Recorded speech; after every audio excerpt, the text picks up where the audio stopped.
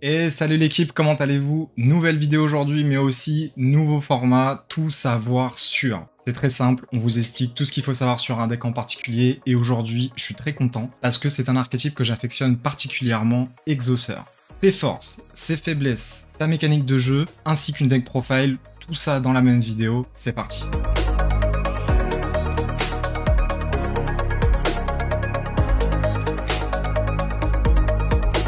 Ok, on va parler rapidement d'Exauceur pour vous expliquer un petit peu l'historique. C'est sorti en janvier 2021 dans Grand Créateur avec les Braves Tokens, si vous vous souvenez. Et aujourd'hui, Exauceur revient petit à petit dans le format, tout simplement parce qu'on a Tir à l'amande qui est vraiment dans les top decks. Et c'est, je pense, le meilleur deck actuellement pour contrer tir. Il faut aussi noter la disparition de Kashtira, puisque c'est un deck qui jouait notamment avec Migrateur et vous aviez un Macrocosmos en fin de loop. Maintenant que Kashtira n'est plus là, eh bien ça laisse un peu de place à Exauceur. Mais ce qui est intéressant, c'est que tir n'est pas le seul deck du format à jouer avec le Grave, et c'est pour ça qu'aujourd'hui on vous présente Exauceur. Et avant de commencer à parler d'Exauceur plus en profondeur, je t'invite à t'abonner à cette chaîne si ce n'est pas fait. On propose du contenu Yu-Gi-Oh! Compétitif régulièrement, mais aussi du contenu plus fun, plus rétro, des ouvertures, bref, tout ce qui est lié à l'univers Yu-Gi-Oh! De près ou de loin. Et en plus, on est archi sympa, alors qu'est-ce que t'attends? Abonne-toi. Ok, on va parler rapidement des mécaniques de jeu d'Exauceur. On est sur un deck Xyz, principalement Xyz,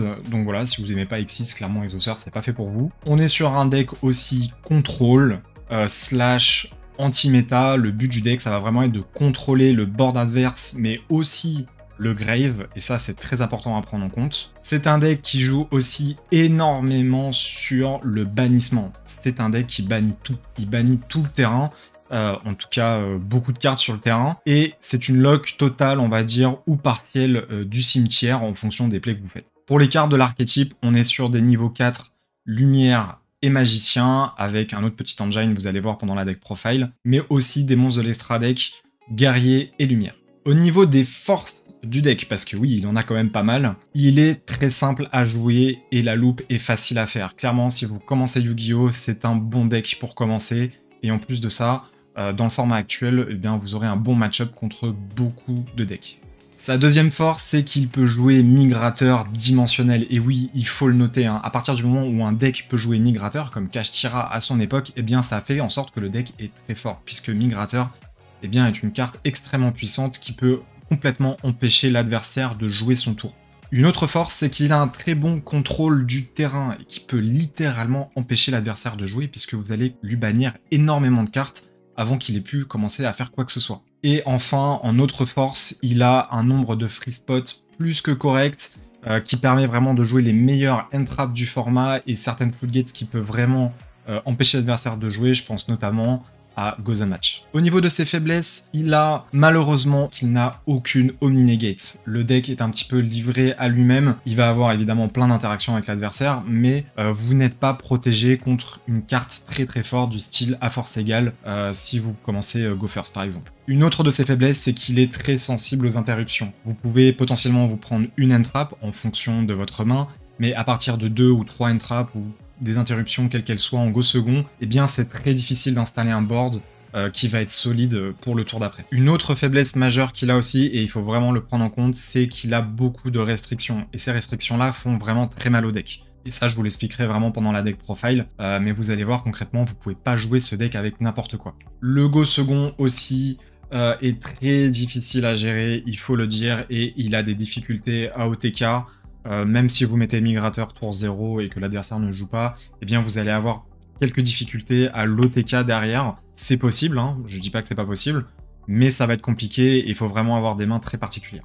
C'est parti pour la deck profile. Je vous présente d'ailleurs un petit field center fait par Carte Créative, si vous connaissez pas. Je vous invite à aller le suivre sur Instagram si vous voulez vous faire un petit field center. Franchement, le travail qu'il fait, il est vraiment très quali, voilà, donc je vais vous le montrer. Clairement, Exauceur, c'est un deck que j'ai beaucoup joué, j'ai fait de très bons résultats en tournoi avec cette deck profile. C'est aussi un deck que j'ai pris pour aller au CDF, au dernier CDF, et j'ai quasiment réussi à me qualifier en J2 avec. Voilà, j'étais très content de ma performance, surtout qu'à ce moment-là, Exauceur, autant vous dire que ce n'était pas du tout un deck du format. Ok, c'est parti pour la deck profile. Du coup, on va mettre tout simplement 3 Exosister Martha. Martha, c'est vraiment la meilleure carte du deck. C'est une spé qui se spé elle et une autre du deck, donc c'est 2 bodies directement sur votre board, donc c'est très très fort. Elle vous lock cependant en Exosister, donc c'est la première lock, vous allez voir, du deck. Donc ce qui vous empêche en fait concrètement de jouer avec d'autres cartes que des monstres exauceurs. Vous allez voir pas complètement, mais concrètement c'est vrai qu'elle nous limite vraiment beaucoup, et je pense très honnêtement que s'il n'y avait pas cette limitation, le deck serait beaucoup plus fort que ce qu'il est actuellement. Et donc ce qui fait que voilà, Martha c'est notre meilleure carte, mais en même temps c'est celle qui nous embête le plus. On la joue en x3, c'est pas du tout négociable, vous la jouez jamais en moins que ça, c'est Martha x3. A noter que toutes les Exosisters ont le même effet, c'est-à-dire que lorsqu'une carte est bougée du cimetière, eh bien vous allez pouvoir directement faire une Xyz sur la carte. La petite particularité, c'est que Martha, elle dit que même si vous bougez une carte du cimetière, eh bien vous pouvez faire proc son effet, alors que les autres Exosisters, eh bien c'est uniquement lorsque l'adversaire va bouger des cartes de son cimetière. C'est très important à prendre en compte pour la suite. Ensuite, on va jouer 3 Hélice. Hélice, c'est pareil, une des meilleures cartes, c'est la petite sœur de Martha, c'est celle qui se spé avec Martha, on la joue en x3. Elle se spé aussi de la main en déclarant son effet, donc c'est un extender en même temps. On la joue forcément en x3, il n'y a pas de débat là-dessus. Ensuite, on va jouer 2 fois Stella, c'est notre norme. Elle permet de spé un Exosister directement depuis notre main. Et si vous spé Hélice, eh bien vous allez pouvoir gagner 800 points de vie, donc c'est excellent au time, puisqu'elles vont par paire, et Stella et Hélice sont également une paire. Ensuite, on va jouer 2 Sophia. Sophia, voilà, qui est très forte, c'est une draw. Malheureusement, c'est juste une norme, hein, mais vous avez quasiment jamais la norme, sauf si vous avez par exemple Hélice en main. Elle permet de draw 1 si vous avez un autre monstre exauceur sur le terrain, donc c'est très bien, ça permet d'aller chercher une autre carte, une carte qui va pouvoir nous aider, soit pendant le tour adverse, soit pendant notre tour en go second. Donc Sophia, très important, on la joue forcément en x2, pas plus, sinon c'est trop bricky. Ensuite, on joue Irène. Alors Irène, clairement, elle est nulle. Hein. Voilà, je vous le dis, elle est nulle, elle ne sert à rien. Son effet, vous allez peut-être le faire une fois sur 100.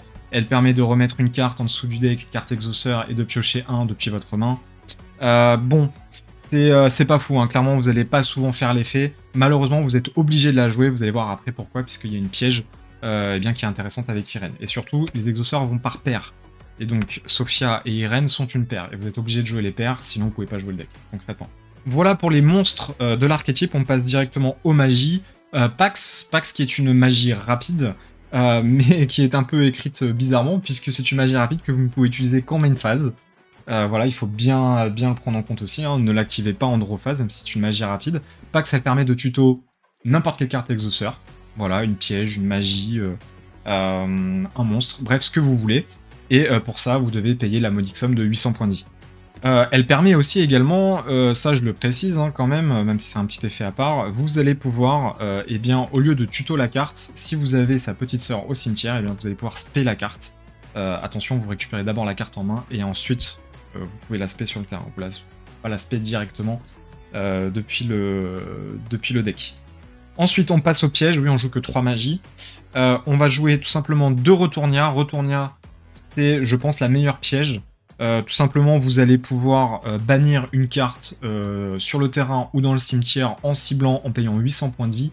Et en résolution de cet effet, soit vous pouvez faire une Xyz avec des monstres que vous contrôlez si vous remplissez les conditions pour faire la Xyz, ou alors vous allez pouvoir bannir une autre carte, mais c'est sans cibler cette fois-ci sur une carte que l'adversaire contrôle, et pas dans le cimetière. Et enfin, on va jouer un seul exemplaire de Vadis. À une époque, on pouvait en jouer 2. Aujourd'hui, je pense que c'est pas intéressant. Il suffit tout simplement d'en jouer une. Et c'est pas celle qu'on va aller tuto en général. Sauf si vous jouez effectivement contre des decks qui jouent beaucoup avec le Grave. Ça peut être très intéressant, Vadis. Celle-là, elle spé 2 du deck, tout simplement en payant 800 points de vie encore. Et vous allez spé directement 2 Exosisters depuis votre deck. Et très souvent, justement, on va invoquer Irène et Sophia. D'où le fait qu'on joue Irène. Et à la end phase, si elles sont encore sur le terrain, eh bien vous les renvoyez tout simplement dans le deck. Donc ça permet de jouer pendant le tour adverse. À partir du moment où il va activer un effet dans le cimetière, qui bouge une carte, vous faites Vadis, vous allez chaîne Vadis, et ça va vous spé directement 2 Exosisters voilà, du deck, et vous allez pouvoir faire proc leur effet directement après. Ensuite, on va jouer tout simplement 2 Aratama. Aratama, c'est un spirit, en fait c'est un package. Aratama, lorsqu'elle est norme, vous allez pouvoir tuto un autre spirit. Voilà, depuis votre deck. Et on va aller tuto Sakitama. Sakitama, ça a été une bénédiction pour les decks niveau 4, puisque c'est une extra norme. Vous allez pouvoir activer son effet, révéler un spirit depuis votre main, dont elle-même, et tout de suite après, extra norme, un spirit, dont elle-même. Donc voilà, c'est très très fort, ça vous fait un body niveau 4 en plus, c'est une extra norme, c'est très très fort. Donc au niveau de nos normes, en fait, on va avoir 2 Aratama et donc 2 Stella, pardon. Donc on aura 4 normes en tout dans le deck. On passe aux free spots. Alors les free spots, on va commencer par un petit package Beasted. Pourquoi, vous allez me dire? Eh bien, tout simplement parce qu'il y a énormément d'interactions avec les Beasted dans le deck. On joue un Magnamut et 2 Druizurm. Vous pouvez jouer 3 Druizurm si vous le souhaitez. Moi, c'est plutôt un choix perso de jouer Magnamut, mais vous pouvez tout à fait jouer 2 Druizurm. 3 Druizurm, excusez-moi. Donc, en fait, tout simplement, avec les Beasted, vous allez pouvoir faire proc l'effet de votre Martha. Mais c'est pas tout. Déjà, c'est fort. Bon, c'est une entrap, c'est comme Didi Crow. Vous allez pouvoir gérer une carte du cimetière light ou dark de votre adversaire. Mais en même temps, vous allez pouvoir faire proc vos effets de vos Exosisters. Si, par exemple, vous êtes dans une situation où vous avez juste Martha sur le terrain, eh bien, vous allez pouvoir faire proc son effet pendant le tour adverse, tout simplement en déclarant un Beasted. Et une fois que le Beasted est résolu, vous allez pouvoir faire proc l'effet de Martha. Attention, c'est la seule que vous pouvez faire dans ce cas de figure. Et parfois, vous allez voir que ça permet de faire des interactions très surprenantes, très étonnantes pour l'adversaire, qui va pas s'y attendre. Et vous allez pouvoir turbo des Xyz qui vont être très très gênantes, tout simplement pour l'adversaire. Au niveau des end traps, même si les Beasted ce sont des end traps, on va jouer 3 H. Voilà, rien à dire de plus, H c'est très fort, même dans le format, c'est rien à dire sur H, c'est juste trop fort. 3 migrateurs, voilà, c'est un deck qui joue avec migrateur, il faut le jouer absolument. Il faut absolument jouer migrateur. Dans certains formats, peut-être vous allez le jouer plutôt en side, mais dans tous les cas, migrateur sera toujours présente dans vos decklists. Migrateur, c'est juste trop fort, ça peut empêcher littéralement un joueur de jouer au jeu, hein, tout simplement. Cette carte, elle est insane. Elle fait rager aussi beaucoup d'adversaires d'ailleurs. Mais voilà, migrateur, on la joue en x3, c'est obligatoire. On va passer au free spot magie.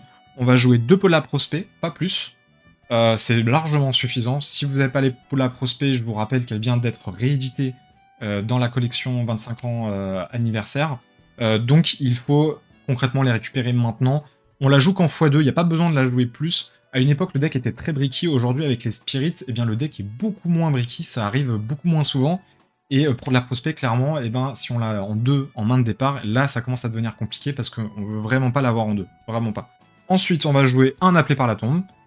Très fort, ça me permet de nous protéger des end-traps. Comme je vous l'ai dit, le deck est très sensible aux interruptions. Et donc, appelé par la tombe peut concrètement nous sauver une game. Donc, on le joue en x1. Et à la limite, j'ai envie de vous dire, si vous n'aimez pas appelé par la tombe, vous pouvez jouer Pola Prospect x3 si vraiment vous voulez jouer Pola Prospect à 3. Ensuite, on va jouer 3 Imperm, 3 Inifini éphémère, ouais, j'ai l'ancien texte. Très fort, hein, c'est Imperm. Voilà, rien à dire. Et enfin, on va jouer 3 à force égale. Pourquoi 3 à force égale? Et bien tout simplement parce que le deck souffre énormément en go second. C'est très difficile de passer un board vraiment bien installé avec beaucoup de negate. Et il faut absolument, soit à force égale, en fait, va forcer une omni-negate ou une negate de piège à votre adversaire. Et vous, ça vous laissera plus de champ libre à faire votre board. Soit il n'a pas du tout d'interruption à un force égale, enfin il peut pas le negate, et à ce moment-là, c'est win, quoi. Donc, à force égale, très très fort. Pareil, ça vient d'être édité, comme les perms, toutes les staples. Je vous conseille vraiment de les récupérer très très vite sur Card Market avant que ça remonte en prix, parce que oui, si vous pensez que ces cartes-là vont rester peu chères comme actuellement, eh bien vous vous trompez, c'est des cartes qui vont forcément remonter de prix, hein. Je parle pas des dizaines, des vingtaines d'euros, mais ça va forcément remonter en prix d'ici quelques semaines, donc je vous invite vraiment à les récupérer le plus vite possible. Ensuite, on va passer à l'extra deck, on va jouer tout simplement 3 Michaelis, hein. C'est la meilleure Xyz, elle permet tout simplement de ban une carte en ciblant en effet rapide le tour où elle est invoquée par Xyz, et son autre effet, c'est que vous allez pouvoir tuto une magie ou une piège directement depuis votre deck, une fois par tour.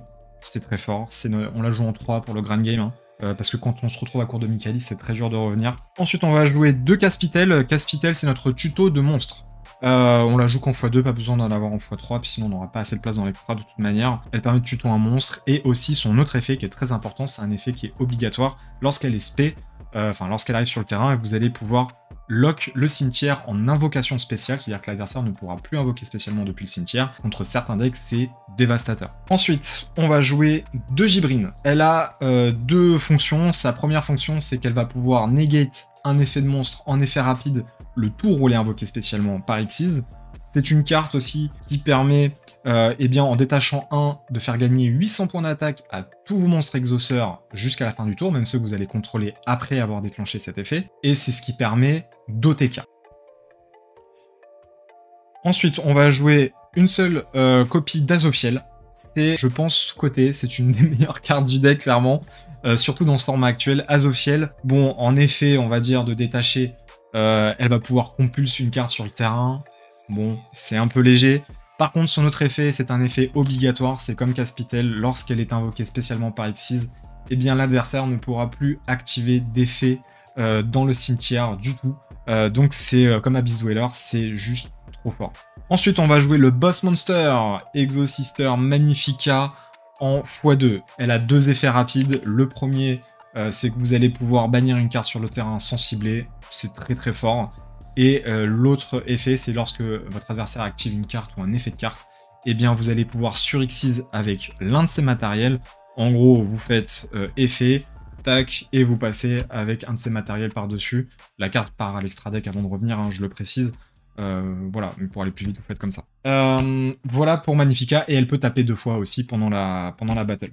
Ensuite, pour les free spots de l'extra deck, on va jouer un seul Evil Swarm Exciton Knight. Voilà, vous pouvez jouer autre chose, hein. Moi j'ai décidé de le jouer pour le go second. C'est très rare que je le sors, je crois que j'ai dû le faire une fois. Bon, ça peut toujours sauver une game. Maintenant, comme je vous l'ai dit, on est très souvent lock en Exosister, donc c'est pas souvent que vous allez faire ces monstres. Ensuite, on va jouer un Zeus, parce qu'il faut jouer Zeus, hein. Voilà. Ça peut gérer un board adverse. Pareil, encore une fois, comme vous êtes lock, c'est pas souvent, mais quand il est là, il est là. Et d'ailleurs, avec Zeus, on va jouer un seul Bagushka. Ça permet justement d'aller faire Zeus, puisqu'il n'est pas ciblable en attaque. Et en défense, ça va pouvoir permettre, par exemple, si vous prenez une interruption qui vous permet pas de faire un full board, et ben vous allez plutôt partir sur un play Bagushka pour essayer de gratter un tour. Ça peut rester toujours embêtant pour certains decks. Ensuite, on va jouer, et ça c'est une petite spécificité de mon deck, on va jouer un Chaos Angel. Pourquoi Chaos Angel? Eh bien tout simplement parce que vous pouvez le faire avec les Beasted. Et très honnêtement, c'est très surprenant. C'est très surprenant. Il suffit que vous ayez un Beasted et un niveau 4 lumière, donc soit un Sakitama, soit un de vos names Exosister. Et derrière, vous voyez bien, vous allez pouvoir faire Chaos Angel. Moi, je vous conseille, en plus, comme on a un peu de free spot, c'est de le jouer. Et enfin, pour terminer, la petite dernière petite nouveauté, c'est SP Little Knight. Je vous conseille aussi de la jouer. Maintenant, je sais que la carte est très chère. Si jamais vous n'avez pas les moyens de vous prendre SP, parce que c'est une carte qui coûte plus de 100 € actuellement, c'est très très cher. Je vous conseille de jouer plutôt à Azalea, qui fait pas sensiblement la même chose, mais qui permet de gérer voilà, une carte gênante ou des trucs comme ça. Pareil pour SP. Donc voilà, jouez plutôt à Azalea, qui est plus abordable, on va dire, en termes de... Voilà pour l'extra deck. Ensuite, on passe du coup à mon side deck. On va jouer 2 Orages Foudroyants et un Plumeau de Damarpi.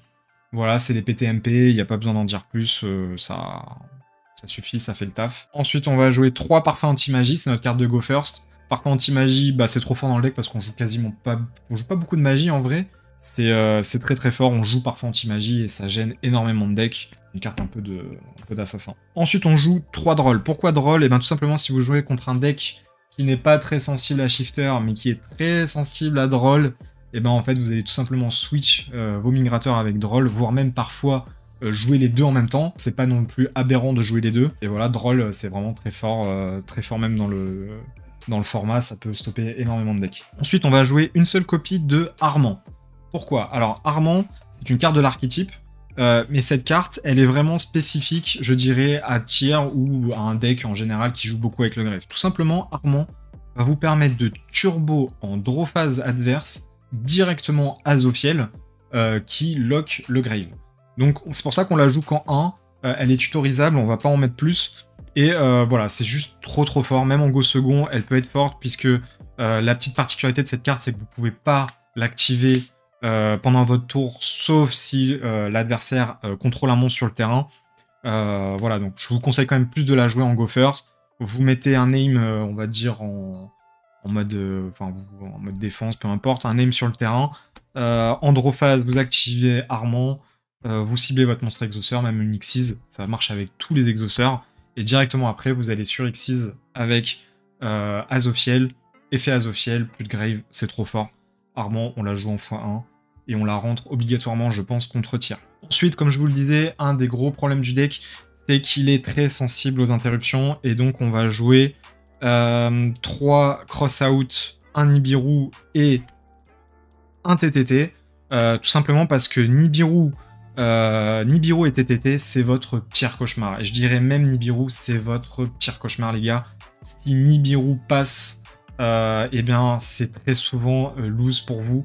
Tout simplement parce que certaines pièges exauceurs, notamment Retournia, indiquent bien qu'il faut contrôler que des exauceurs pour les activer. Donc ça vous laisse un board vide, des pièges qui sont inactivables ou très peu. Donc voilà, Nibiru, c'est vraiment votre pire cauchemar. Et c'est pour ça que j'ai décidé de rentrer 3 cross-out et un Nibiru. Voilà. Donc moi, je vous le conseille. Et TTT aussi fait très mal. Parce qu'en général, vous utilisez eh bien, les effets de vos exauceurs en main phase. Vous faites l'effet de Magnifica, il vous fait TTT. Là, vous pouvez pas jouer autour. Il vous prend votre X6, vous fait un Zeus, il clear votre board. Enfin bref, j'ai pas besoin de vous expliquer pourquoi. On la joue quand. C'est terminé pour ce tout savoir sur Exosister. Merci beaucoup d'avoir regardé la vidéo. N'hésitez pas à dire en commentaire si vous jouez le deck déjà et quelles sont vos recommandations pour le deck. N'hésitez pas non plus à nous dire si ce nouveau format vous a plu. Ça nous aide grandement à nous améliorer et ça nous permet voilà, de faire plus de vidéos de ce type-là si vous avez aimé tout simplement. C'était Boessia pour la Team Crows. Je vous dis à très vite pour une prochaine vidéo. Ciao.